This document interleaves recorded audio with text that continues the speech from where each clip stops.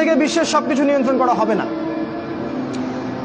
তখন জেরুজালেমের গুরুত্ব বেড়ে যাবে। ওই ইসরায়েল যেটা দখল করে রাখছে ফিলিস্তিনে, ওর গুরুত্ব পৃথিবীতে বেড়ে যাবে। দেখবেন আজকের বিশ্বের সবকিছু ওইখান থেকে নিয়ন্ত্রিত হয়। মিডিয়া বলেন, প্রযুক্তি বলেন, রাজনীতি, অর্থনীতি, সবকিছু ওইখান থেকে। সারা বিশ্বের মূল জায়গাটা এখন জেরুজালেম। নবীজি বলেছেন যখন এই অবস্থা হবে তখনই মালহামা শুরু হবে।